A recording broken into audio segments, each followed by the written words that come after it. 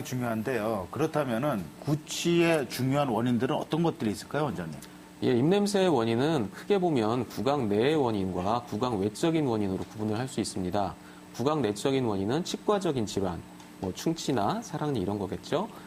그리고 구강 안의 환경이 좀 악화되는 경우, 앞서 말씀드린 설태의 증가나 구강의 건조함, 구강의 불결함 이런 구강 내적인 원인과 구강 외적인 원인은 소화기 질환, 호흡기 질환, 목이나 편도, 인후부의 질환, 또 전신적인 컨디션 저하나 전신적인 질환이 있는 경우, 또 심리적인 요인이 있는 경우에도 있습니다.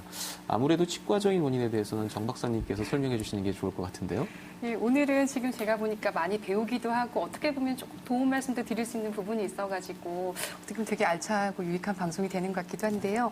보통 사실 입냄새는 치과적인 부분이 거의 대부분이라고 해도 과언이 아니긴 합니다. 대부분 충치가 있거나 아니면 치석이 있거나 잇몸 질환이 있는 경우라고 하면 당연히 입냄새가 날 수밖에 없긴 하거든요. 하지만 이런 것들은 치과적인 치료를 거치게 되면은 무조건 이제 입냄새가 확연하게 줄어드는 그런 게 생기는데요. 이런 치료 과정에도 불구하고 만약에 그러니까 치과적인 내용이 아니라서 이제 입냄새가 나는 경우라고 하면 실제로 건강이 문제가 있어가지고 온몸에서 보내는 건강의 적신호라고 생각하시면 되는 거거든요. 그러다 보니까 저도 궁금한 게 이런 이제 구강 외적인 부분에서 이제 장기적인 부분이라든지 네. 아니면 오장육부에 관한 그런 문제가 있을 때 네네. 어떤 원인이 있고 여기에 따른 또 치료법이 또 따로 한의학적인 부분에서 있을 것 같긴 하거든요. 예, 맞습니다. 저희 한의원에서 입냄새 때문에 진료받으시는 분들을 보면 되게 치과적인 치료를 다 끝냈는데도 입냄새가 개선이 안 된다고 해서 오시는 분들이 많습니다. 저희 한의원에서 진료받으신 분들의 통계 중에서 동반되는 입냄새와 함께 동반되는 증상들을 조사한 자료가 하나 있는데요. 보시게 되면 잇몸의 출혈이나 구강의 건조함 같은 이런 구강 내적인 원인도 있지만 소화불량, 속쓰림, 신물의 역류 같은 소화기 증상도 있고요. 비염이나 축농증, 후비루 증상을 호소하시기도 하고 당뇨나 또 고혈압 같은 전신질환을 호소하시기도 합니다. 이렇게 지금 보시는 것처럼 구강 내의 원인도 있고 구강 외적인 원인도 같이 있기 때문에 한번 구취의 원인을 이제 조금 더 자세하게 설명을 드리도록 하겠습니다. 자료화면 같이 보시면서 설명드리도록 하겠습니다. 구취의 원인들은 주로 어떤 것들이 있을까요, 원장님? 예, 구강 내 원인으로 볼 수 있는 거는 아까 말씀하신 치과적인 질환들이 있을 수 있겠고요. 그 다음에 구강 내에서 구강의 환경이 악화되는 그런 원인들이 있죠. 설태가 늘어난다든지 이런 증상이 있습니다. 이렇게 구강 안의 환경이 나빠지게 되면 세균 증식이 일어나면서 입냄새를 유발하게 되는 건데요.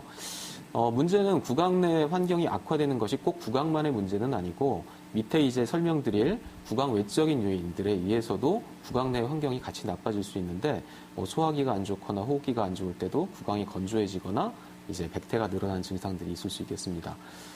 구강 외적인 요인들을 보게 되면은 가장 큰 것이 입냄새 질환을 조사하다 보면은 치과적인 원인을 제외하고 나면 가장 많은 것이 소화기 계통의 증상이 있다고 합니다. 그래서 소화불량이 있거나 위염이 있거나 위식도 역류증이 있거나 이런 경우에 냄새가 많이 날 수 있고요.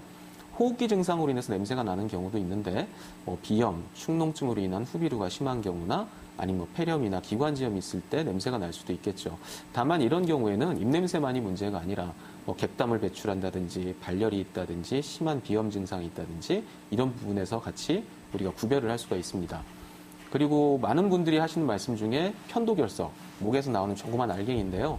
편도결석이 내 입냄새의 원인인 것 같다고 말씀하시는 분들도 계신데요. 실제로 편도선이 많이 크다든지 편도선에 염증이 자주 생기고 편도속이 많은 경우는 어떤 수술적인 치료를 해야 되는 경우도 있고 입냄새의 원인이 되는 경우도 있는데 그렇지 않은 경우는 사실 아주 심한 입냄새의 원인이 되지는 않습니다. 이렇게 명백한 질환은 아니지만 또 한 가지의 경우는 전신적으로 피로하다든지 쇠약하다든지 또 반복적인 다이어트를 하고 탈수 증상이 있다든지 할 때도 입냄새가 많이 날 수 있는데 한의학적으로 볼 때는 허증이라고 보는 증상이 범주에 들어가게 됩니다.